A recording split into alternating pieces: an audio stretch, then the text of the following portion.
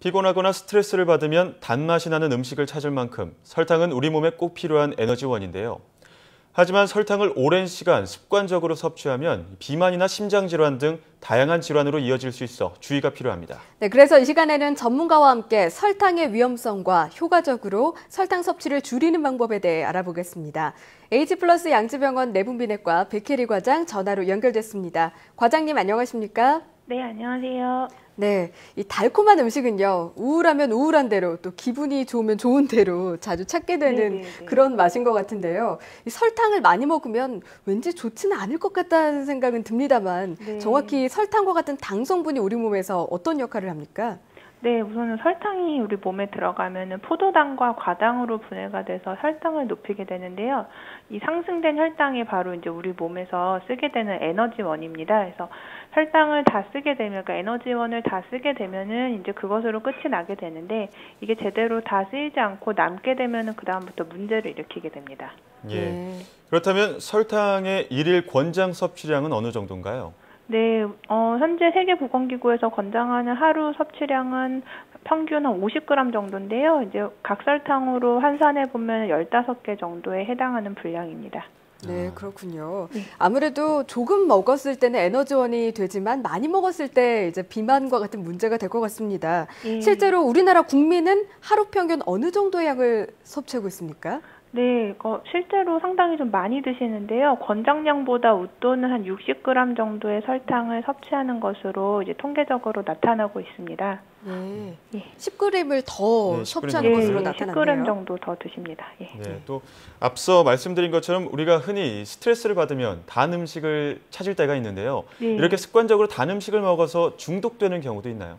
네, 흔히 말하는 이제 탄수화물 중독이 이런 경우가 될 텐데요. 예. 설탕도 사실 탄수화물의 일종이지 않습니까? 그래서 우리 몸에서 혈당이 상승하게 되면은 뇌로 신호가 전달이 돼서 세로토닌, 도파민이라는 호르몬을 분비하게 되는데 이때 받을 수 있는 쾌감이 상당합니다. 그리고 또한 도파민 같은 경우에는 의존성이 있는 호르몬이어서 자꾸 이제 갈구하게 되거든요. 그래서 이는 곧 이제 중독으로 이어질 수가 있습니다. 그렇군요. 참 어른들도 단 음식을 좋아합니다만 네. 아이들이나 청소년의 경우 단맛에 더 취약할 것 같은데요. 실제로 어떻습니까? 예, 그렇습니다. 그래서 통계적으로 아까 제가 잠깐 말씀드렸었는데 우리나라 청소년의 같은 경우에는 성인보다 10g 정도를 여기서 더 많이 섭취를 해서 약 70g 정도 하루 평균 섭취량이 나타나고 있습니다. 더구나 이제 유아기에는 미각이 발달해가는 시기인데 이때 단맛에 너무 노출이 되면은 성인이 되어서도 단맛에 중독이 될 위험이 높게 되겠습니다. 예.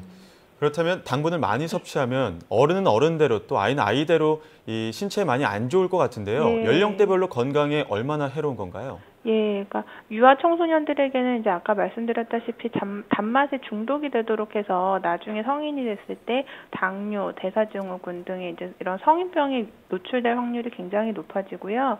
성인, 이제 특히 이제 노년층에게는 심혈관 질환의 위험성이 굉장히 높아지는 것으로 나타났는데 최근에 이제 한 연구 결과에서는 이제 심혈관 질환으로 사망할 위험이 3배 정도 더 증가하는 것으로 나타났습니다. 예, 아무래도 과하게 먹으면 정말 건강에 좋지 않은 게 설탕이 아닐까 싶은데요. 네네. 반대로 이제 당분이나 설탕을 너무 적게 섭취하는 것도 안 좋지 않을까 싶은데 어떻습니까? 네, 그렇게 생각하실 수도 있습니다. 근데 꼭 그렇지는 않고요. 아까 말씀드렸다시피 당분이나 설탕 등이 어찌됐든 탄수화물인데요. 이런 탄수화물이 우리 몸의 대사작용을 거치지 않고 바로 혈당을 올리는 탄수화물이 바로 이제 이런 설탕이 되겠습니다. 근데 이런 것보다 어떤 천천히 혈당을 올릴 수 있는 좋은 탄수화물을 섭취를 하시는 것이 이런 당뇨, 대사증후군, 비만 등의 어떤 대사성 질환을 예방하는 데는 더 효과적일 수가 있기 때문에 뭐 설탕을 적게 드셔서 건강에 좋지 않을까 그런 염려는 안 하셔도 될 것 같습니다. 예. 일단 우리 생활 속에서 효과적으로 설탕 섭취를 줄이는 방법 혹은 당분을 효율적으로 먹는 방법은 어떤 것들이 있을까요? 예, 우선 대표적으로는 이제 사실 가정에서 요리를 하실 때 설탕을 한 절반 정도로 줄이시고 예. 단맛을 내는 채소류를 좀 활용을 하시면 좋을 것 같은데요. 요즘 많은 레시피들에서 이런 이제 채소류를 활용한 요리들이 많이 나오고 있습니다. 그래서 양파, 당근 등은 대표적으로 좀 단맛을 내는 채소류가 될 수 있으니까 요리를 하실 때 이런 이제 양파라든지 당근의 어떤 육수라든지 어떤 예. 그런 것들을 이용을 하시면 조금 더 좋을 것 같고요. 탄산음료의 섭취량을 좀 줄이시는 게 좋을 것 같은데 탄산음료에는 설탕뿐만 아니고 액상과당 등의 이제 어떤 내분비계 호르몬 교란 물질들도 많이 들어있기 때문에 그런 것들을 좀 줄이시는 게 좋을 것 같습니다. 그리고 또 한 가지는 이제 한창 성장기 어린이들 그런 아이들의 간식은 조금 번거로우시더라도 예. 그 설탕량을 좀 줄이셔서 댁에서 만들어 주시는 것이 어떨까 싶습니다. 예. 설탕을 줄이는 습관, 그리고 채소류를 활용하는 습관을 기르면 참 좋을 것 같습니다. 예. 지금까지 H+ 양지병원 내분비내과 백혜리 과장이었습니다. 과장님, 오늘 말씀 잘 들었습니다. 예, 감사합니다.